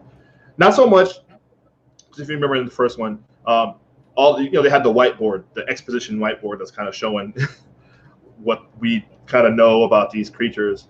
I remember it said like a meteor in New Mexico, but obviously in this one you see one land right near where they live. And we actually get to see the reaction to when all the monsters, I guess, spill out and start attacking all the sounds, and how terrifying that day one actually was. Oh man, dude, when the priest, when that phone rings, it's no, yeah, but the priest is like praying, and Krasinski's like covers his Hey, where did it even say where he works, man? His hands. Because when his daughter's like, your hands are filthy, let me do it. Like, what does he do? Yeah. I'm sure they say it in the first one or something. I don't know. Yeah, actually, maybe. I think he was some worker. I think they did say in the first one because he's working a lot with radios and stuff. Like he was trying to make a pair of hearing aids for her that worked well. Oh yeah, for her. Yeah. So I think he did some serving a bigger purpose. But going back to Quiet Place Part 2, look, story wise. Not much happens, like as far as the story goes, but it's these, and this is a credit to again Krasinski. It's long scenes that are done well as far as pacing goes, and keeping us. It relies heavily on the actors, like in the moment performing and just like pretend there's a monster right there. I thought it was just brilliance. I do want to really quick. Let's talk. I know we got to wrap it up, but Cillian Murphy, like we mentioned him in a few minutes ago, but incredible performance in this movie, and he's kind of like the opposite of John Krasinski, where he feels like a failure. He lost his boys on that day one. His wife got sick and passed away. And he doesn't feel like he can protect anyone. When the son is kind of looking around the warehouse that he's in, and he sees like the dead body. What was that? Was that his wife? Yes. Okay. Yes. Because remember, he said that she got sick and she started screaming, so they had to leave their house. So I guess they came there. I guess eventually she just died. And he had to just leave her up there, and he moved down to. And you know what's sick? Some people actually do that. Yeah. Yeah, they get too sad. Too sad to move. In this scenario, he doesn't really he can't call the ambulance to come pick her up. But sure, but I know what you mean, Gio. I'm bearing. I got enough shit to worry about. Like, I guess. But every like time you try to dig into the dirt, you're creating noise. Well, then you Darth Vader her and set a fire and just like pay your respects. Yeah. No, that's the thing about this world. It's like, I was gonna say, like, all right. Zombie apocalypse, right? Okay, you can go hide in a shed. You can load up with guns. You're good. We can still talk. We can do whatever. This world, you can't do anything. You have to you can't do anything. Like what? Yeah. It's like quiet. They can probably hear your headphones too. Like it's because they're hearing so advanced. But here's what I would do. I mean, and it's so easy for me to say because I'm just like, it's so easy for us to because you're not really there, right? Yeah. I don't know. Yeah. I'm gonna go and as quietly as I can build the biggest live concert I can and turn up all the speakers and then like start making noise, have everybody come my way into here. Oh, and then like 1,000 Play of it, them come there and then they slaughter you? No, and then everybody fire. That way you know you're good for about a 3-mile radius. Okay. Everybody run. You really think the government couldn't have taken these things out? Okay, so that's where I was about to jump to, because when you go to when they go to the water, Cillian Murphy and the daughter, and those weird people are there. By the way, shout out to that Scoot McNairy playing that weird, the creepy one. That was it really? Yeah. Wow. First of all, see, you know what's weird? This movie's only an hour and a half, but there's so much to talk about because that scene too is crazy. Crazy, right? But you know, when they actually got off, by the way, so I noted that when they made their escape, when she pulls him out of the water, when the monster jumps in and drowns, they show like a little rowboat come by. She pulls him out of the water. They cut, the way they edit it is very brilliant because they cut to a wide shot of the island and you see a boat going towards the island. It's the boat with the monster on it. Oh, I didn't catch that. Did you catch that the second time? I caught it the second time. So Gio and I talked about this. So did the monster just float towards the island or did he paddle himself? He must have paddled, right? So they were on a rowboat. They were on a separate rowboat. And no. It was just happened to just be drifting towards that island because the monster was sitting on top. It just drifted to the island, and they were in a separate rowboat. But it didn't show them. When it cuts to the wide shot, it shows. No, I know, but what I'm saying is like, so it just happened to float towards the island, basically. Yeah. It shows it. It's just drifting right in that direction. It's a big island. And it's funny to me. You notice when they're on regular land, right? Not on an island. They're fully equipped to take on one of these creatures. Like one shows up, all right, turn on the speaker, shoot him in the head, boom, we're done. But when you have your guard down and you're not ready for it, when you're on that island and it shows up, it shows to me is like, I don't care if you're on an island, just never let your guard down. Like, exactly, if you're living in this world. Stand guard. Exactly. And look how brutal, what I appreciate is how brutal they killed humans. Like, there's no chance. You just like I just wish, because I'm curious, like, I feel like, I know it's hard, but I guess you don't think our military could take them on? Like obviously in this world they didn't. Like it's crazy. Well, he said, Jaimin Hunsu said that Man on Island, he said that the National Guard figured out that they couldn't swim, so they were trying to get them all. You know, they had like 12 boats. He was talking about that, and before people started screaming, and before they got a chance to. I mean, I can see that, and like, well, even Emily Blunt tries to light one on fire, and it doesn't affect it at all. No, not at all. The only thing they can do is obviously they can shoot them, but they got to get away. I was telling Gio, I would just take a big ass yacht, get as many resources as I can, go to the middle of the ocean and just live there, live on the yacht. Maybe.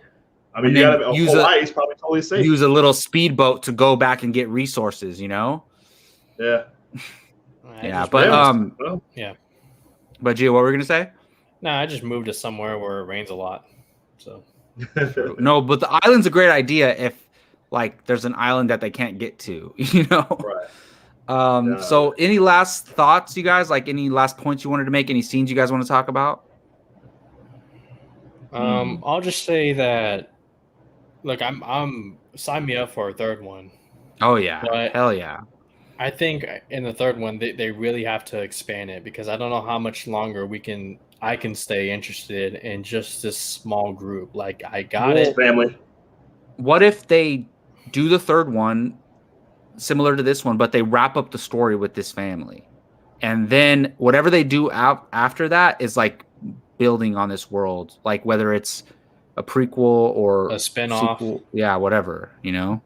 A crossover. So they got to be trying to figure out a way to get this information on how to kill them out to the world, right? Because now that they got a radio station, but you got to be wearing headphones to hear it because if you play that out loud, they're going to come kill you on radio. And there has to be some type of like some of part of like the U.S. military or government or other country governments are alive somewhere. Yeah. Right. So. Yeah. Totally. Because people have like bunkers built and ready for this kind of thing. So if you can get it to the right people, then you can. Because that's the whole point, right? And that's why both movies end with them emphasizing that this is how we defeat them. Right. So they just got to figure out a way to do that.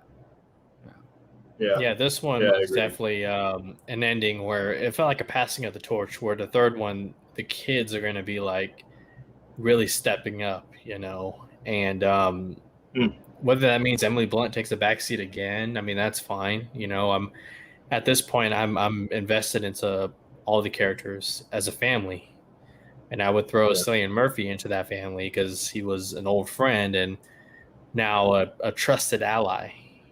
Yeah. So. Yeah. And to your guys' point, you guys both mentioned it. Cillian Murphy, to me, like, all right, we already like Emily Blunt and we like the kids from the first one, but to me, like, this movie needed Cillian Murphy. He's almost like the heart of this movie, to be honest, of this sequel.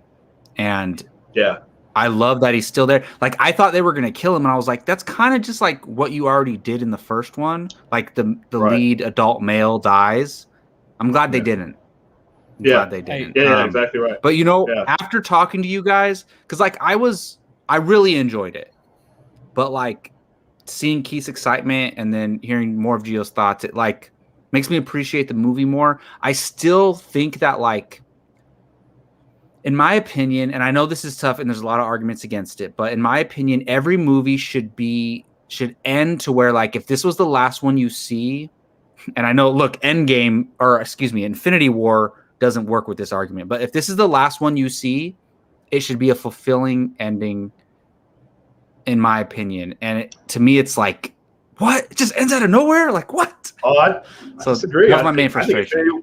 I think Infinity War could have been the end, to be honest. You could have just... it could have. Actually, you're right. You could have just ended it like that, and it's like the bad guy won, right? Well, I mean, but you both have to remember that there is a third movie on the way. There's no way that... I mean, it's... Krasinski has an idea. I just showed you guys the screen. Krasinski has an idea for the third one. I think there will be a third one, especially just... This thing's going to be a huge success. This will be one of the first... I mean, Godzilla vs. Kong was the first movie, but this is going to be a big hit for the studio. It is. It already is. Given that, things are normal, but we're not quite back to pre-pandemic normal, if that makes sense. I don't think we'll get there until the end of the year. And I just think about movies like Empire Strikes Back or The Two Towers, and it's just like this was definitely in that, that category where, Jacob, your point is totally valid. It was an abrupt ending with just that. I mean, I'm with you. We were both like, oh, that's it. Okay, we saw John Krasinski's name, and but. So it's a fair point because there's no confirmation that a third movie is definitely happening. I'm on the side that it's going to happen. I mean, if I had to put money on it, I think if we had to put money on it, a third movie's happening. Dude, I just looked up the box office. Oh my goodness. What? It already made 140 million worldwide in the post-pandemic era. Right. That's good. Yeah. And this budget's not super high. I'm curious. I can't find the budget. Like.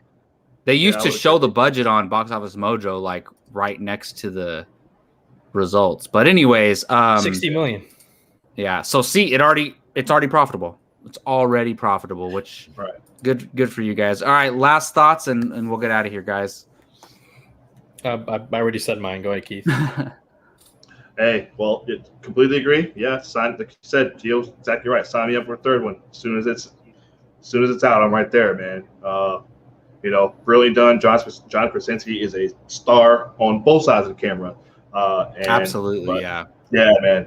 So, but you make more of these smaller kind of. I think he's one of those guys. He's probably made for these smaller. He could do a lot with a little, clearly, and so he's made to do these smaller stories that seem big in scale, but are actually smaller. kind of character stories. And he should have been the can't guy wait. for Fantastic Four.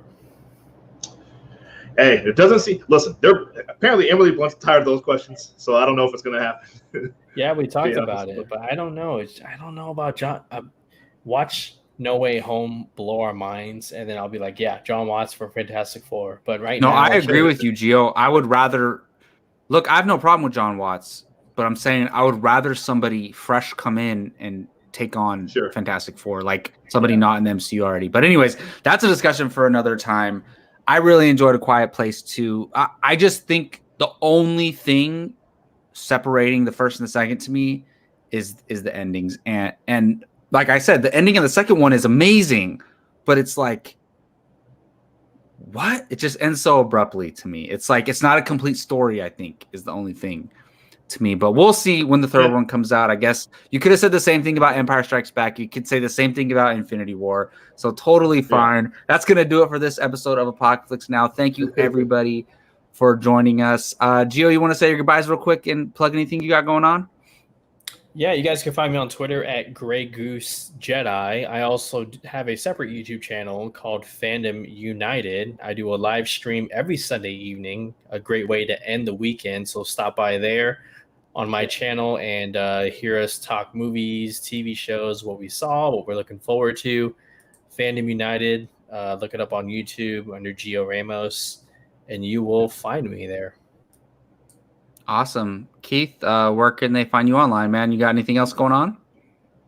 You can follow me on Twitter at KeithBarnes79. You can also find me on said YouTube channel with my guy Gio on Fandom United on Sunday nights. I'm usually there right along with him. So obviously on Tuesdays here on Apocaflix, we're going to be doing Marvel Rewind. I'm going to be able to join that one for Loki. Yes. Dude, Loki's tonight. Loki's tonight. Yeah, join us tomorrow at 7:30 p.m. We'll be talking Loki episode 1. That's right. All 5 of us. So I'll be there. Barley and Barnes is coming back. So hopefully you look at that at the end of the month. Yes, sir. Barley and Barnes, if you're obviously into movies, we'll begin to some deep discussions on movies. We will be talking music. We'll definitely be talking these NBA playoffs. I have some bones to pick, Keith. I have some questions to ask you. But we talk more like all entertainment on Barley and Barnes. So, and I think we're going to be doing our first episode at the end of June. Will be our first episode. It'll be a monthly like wrap-up show, basically. So, like Keith said, check us out then, and we'll definitely bring it up again here. You can find me on Twitter at JacobBarley824. I do also a fantasy football podcast called First Round Fantasy. Check it out if you play fantasy football or if you just like football in general. We talk NFL in general as well. And I also do a Power Rangers podcast called Off the Grid. You can find that on YouTube. Talking the comics here every Friday. So check that out. And also just follow us here at Apocaflix Movies, Twitter, Instagram, all that good stuff. Thank you for watching. We'll see you guys next time.